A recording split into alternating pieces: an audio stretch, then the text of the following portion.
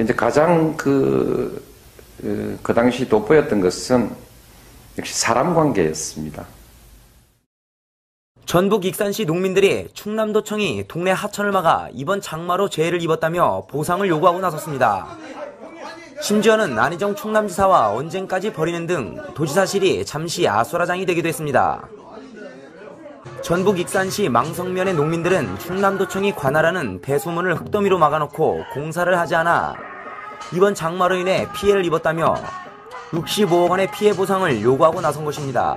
금강과 하천 또를 배수문을 막아버렸어요. 산더미 같은 흙으로. 그래서 공문을 충남도청에다 3번을 보냈는데도 충남도청에서는 환림건설에게 재촉을 안 한 거예요. 업무 태만으로 본다는 거죠. 필소안으로 제가 공판장으로 그거 내역서를 받아서 한 건데 65억입니다. 이어 전북 도민들은 안희정 지사를 찾아가 이런 문제 제기를 했음에도 직원들이 회피했다며 강하게 질책하기 시작했고 결국 안희정 지사도 다소 불편한 기색을 감추지 못했습니다.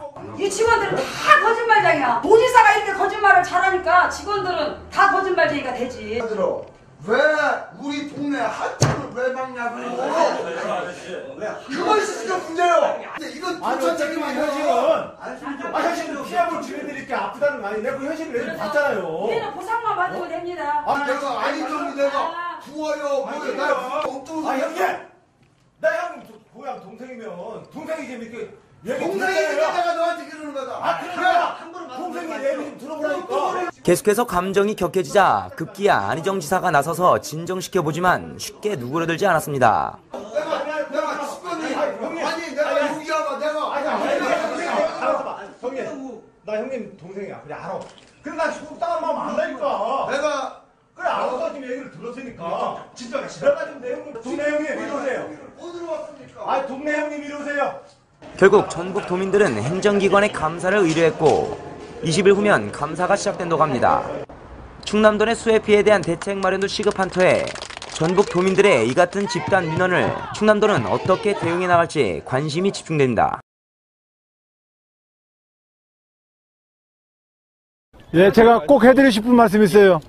여러분 성년이 된 걸 축하합니다. 그리고 가능하면 사랑하는 사람들 있으면 빨리 살림을 차리도록 하세요. 인생을 살면서 사랑하는 이성과 저녁에 헤어지지 않고 한 집에서 산다는 것이 제일 행복한 일이에요. 제 아내가 저랑 83학번 동창이에요. 83학번.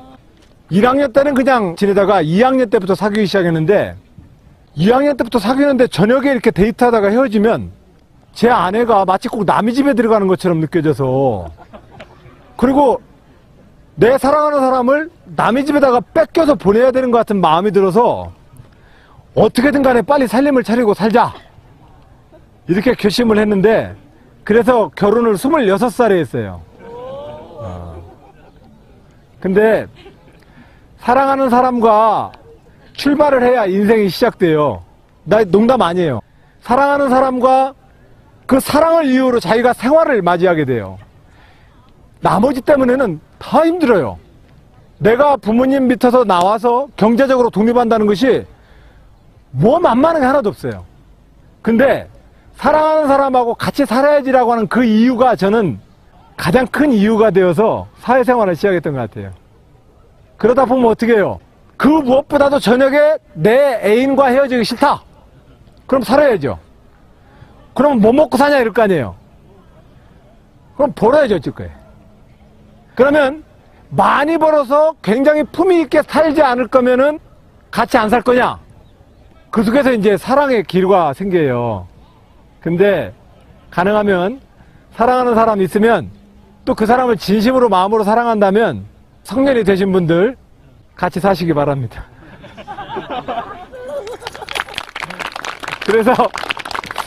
그래서 그 사랑의 힘으로 여러분들이 인생의 첫 출항을 나가시면 바다 안 무서워요. 막상 그 인생의 바다를 뛰어보면은요, 여러분들이 생각하는 두려움보다 훨씬 큰 두려움이 없어요. 사랑하는 사람하고 같이 가면 전혀 두렵지 않아요. 근데 이 상태로 앉아서 내 직업을 어떤 식으로 하지? 내가 어떤 생활 조건을 갖지? 이것을 생각하면 마치 추운 겨울날 안방 아랫목에서 일어서기 싫은 심정이 되어서 끝내 한 발자국을 떼기가 어려워요. 그래서 우선 사랑하는 사람하고 그 사람과 헤어지지 말고 다 큰 성인으로서 진정으로 사랑하고 같이 살길 기원드립니다. 근데 이 학생이 굉장히 공감하는 거 보니까 사랑하는 사람이 있나 봐요. 그죠? 아니에요? 그래요. 대학교 3학년은 거의 수배를 당해가지고 도망다니다가 그 시절은 다 그랬어요. 내가 1980년에 고등학교 1학년이었는데 그때 어제 5.18 광주항쟁이 일어났어요. 그래서 많은 사람들이 죽었어요. 그래서 거기에다가 항의하다가 제가 고등학교 1학년 때 제적당했답니다. 그리고 고등학교 시절을 이렇게 놀다가 검정고시를 보고 대학을 갔는데 대학교는 학생운동하러 갔어요. 제 전공은 운동이었어요. 똑같아요. 제빵이나 국제외교학이나 각자 자기가 하고 싶은 거예요. 나는 학생운동이라는 운동을 통해서 사회를 바꾸는 사람이 되고자 하는 것이기 때문에 그것도 내 전공이에요. 그래서 각자 자기가 그걸 가지고 하면 돼요. 제빵업이든 뷰티학과든 뭐 어디든 다 좋아요. 자기가 하고 싶은 대로 하는 거예요. 인생 뭐 다른 거 있어요. 내가 하고 싶은 거 하면서 사는 거지. 그랬을 때 내가 하고 싶은 것을 꾸준히 할 수 있으면 직업, 내가 하고 싶은 일이 꾸준히 하다가 지겨우면은 취미생활이 돼요. 근데 취미생활만 가지고는 못 살잖아요. 직업이 필요해요. 물리고 직업들에도 꾸준히 할 수 있는 것 하나를 선택해서 그걸 내 직업으로 삼는 거예요. 나도 이 정치하면서 이거 하기 싫을 때가 많아요. 근데 여러 가지 직종을 저도 생각을 해봤는데 이 업이 제가 가지고 있는 제 탤런트와 가장 극대화시켜서 내가 할 수 있는 방법이어서 나는 이 직업을 선택했어요. 어렸을 때 우리 부모님이 철물점을 했는데 우리 부모님이 맨날 나한테 해줬던 얘기가 있어요. 너는 많이 배워가지고 펜대 굴리고 살아라, 장사하지 말아라 그랬어요. 근데 나중 보니까요, 사는 게 고행이에요. 어떤 직업이나 모든 게 다 고통이에요. 그러나 그 인생과 직업을 자기가 어떠한 아름다움과 자기 인생에 대한 행복으로 꾸밀 것이냐는 문제는 아까 말한 대로 취미와 물리들에도 꾸준히 할 수 있는 일을 찾는 것, 이 과정에 아마 경계가 있어요. 근데 이것을 선택하는 것이 쉽지가 않아요. 그래서 거기다가 마치 tum벙하고 물에 뛰어들듯이 물에 tum벙 뛰어들게 하는 힘이 뭐냐? 사람을 사랑하면 돼요. 사람을 사랑하게 되면 그 사람과 같이 살아야 되기 때문에 물에 tum벙 뛰어들게 돼요. 그러면 인생이 시작돼요. 겁먹지 마세요. 먹고 살아가는 거 어렵지 않고 두렵지 않아요. 다만 우리가 가지고 있는 마음의 저 눈높이가 우리를 두렵게 할 뿐이에요. 그것만 빼면 여러분들이 다양한 형태로 여러분들이 가지고 있는 하고 싶은 일들을 가지고 도전하면 돼요. 난 여러분들이 그렇게 해서 성년의 날 또 이 대학 생활을 두려움 없이 지금 앉아가지고 스펙 정리한다고 해서 세상에 안 받아줘요. 나를 내가 실제로 준비할 수 있는 것, 세상이 나한테 요구하는 것이 아니라 내 인생이 살아가야 되겠는데 내가 준비하고 싶은 여행짐을 짜세요. 세상이 나한테 요구하는 여행짐 짜지 마요. 그거 다 쓸데없어요. 현장에 가면. 제가 너무 과격한가요? 여러분들 그렇게 해서 여러분들이 좀 더 용기를 갖고 아주 행복한 대학생활 보내시기 바랍니다. 좋은 날이라고 얘기하는데 정말 좋은 날들입니다. 여러분들 열심히 사랑하시고 여러분들이 하고 싶은 일들에 대해서 여러분들이 가지고 있는 것들을 하나씩 안에서 찾는 대학생활이 되시기 바랍니다. 직업인리가 좀 더 높아지길 바랍니다. 근데 남이 얘기할 거 없어요. 정치하는 나부터 직업인리를 좀 높였으면 합니다. 저는 정치를 직업으로 삼고 있는 사람입니다. 제 직업인리는 개인의 이익을 공적 이익으로 가장하지 않아야 되는 것이 제 직업인리입니다. 저는 그렇게 생각합니다. 내가 이익을 취하려고 속은 뻔한데 그걸 가지고 나라 이익인 것처럼 얘기 안 하는 것, 이게 제가 가져야 될 직업윤리입니다. 그리고 또 한편으로 이 제가 가지고 있는 직업윤리는 정의라는 말로 표현됩니다. 정의. 저는 정의에 대해서 이렇게 생각합니다. 정의는 사회적 약자를 위해 존재하는 겁니다. 힘센 사람은 정의 굳이 필요 없어요. 자기 힘으로 살 수 있어요. 근데 정의가 필요한 것은 사회적 약자 때문에 정의라는 개념이 필요한 겁니다. 그 정의라는 개념은 강자가 자기의 힘을 남용하지 못하도록 하는 게 정의입니다. 그래서 그런 직업윤리를 가지고 제가 조금 더 제 직업적 윤리를 좀 높여서 정치를 해보고 싶은 것이 제가 가지고 있는 직업윤리입니다. 근데 이게 말처럼 쉽지 않습니다. 예를 들어서 이번에 기초노령연금 7월 1일부터 적용되는 거 아시죠?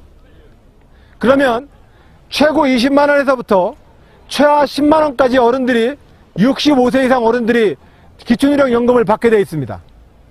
근데 어떤 사람은 왜 20만원을 받고 어떤 사람은 왜 10만원을 받느냐? 그분이 국민연금 가입을 해서 소득이 생기면 그만큼 차감을 해서 10만원에서 20만원까지 차이가 납니다. 제가 엊그제 청양군의 노인회에 갔더니 어르신들께 여쭤봤어요. 노령연금 어떻게 생각하세요? 한 푼이라도 더 준다니까 좋지 뭐.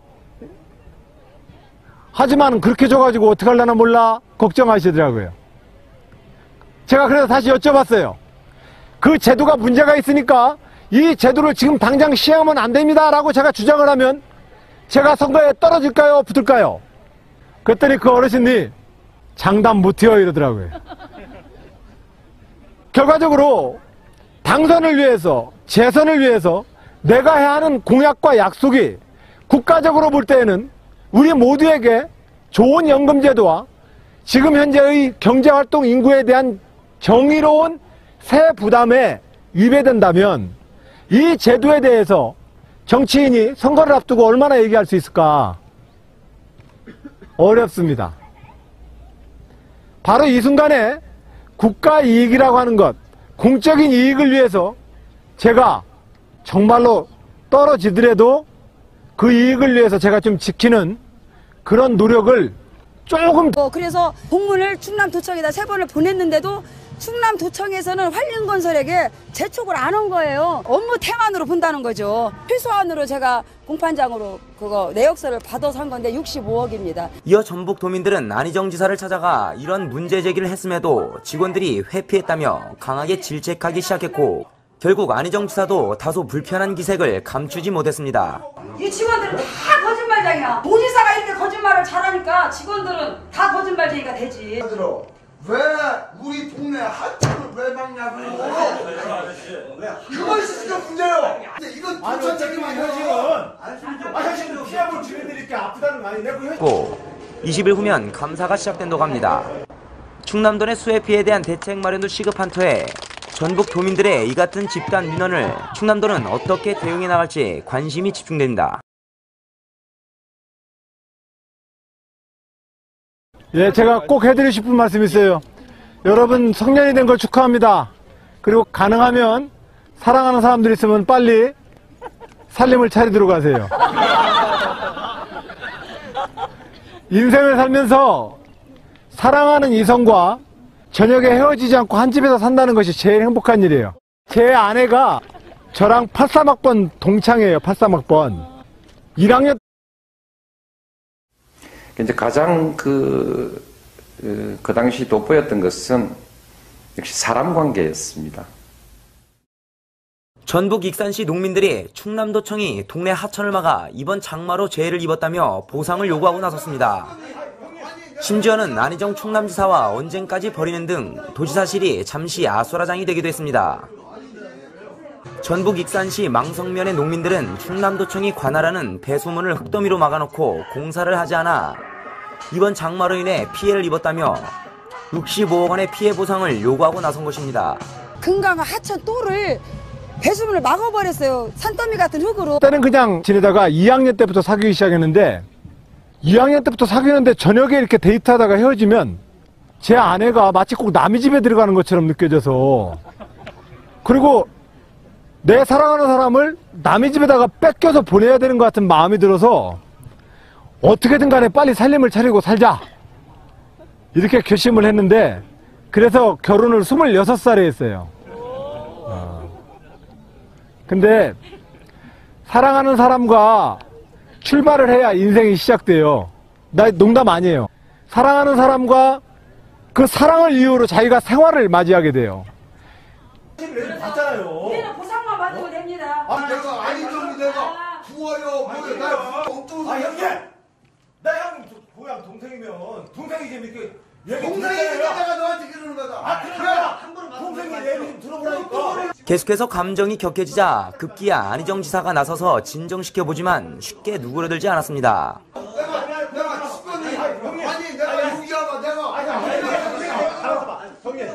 나 형님 동생이야. 그래 알아. 그래 나 속상한 마음 안다니까. 내가 그래 알아서 지금 얘기를 들었으니까. 진짜 내가 지금 내 형님 동네 형님 이리 오세요. 어디로 왔습니까? 아 동네 형님 이리 오세요. 결국 전북 도민들은 행정기관에 감사를 의뢰했고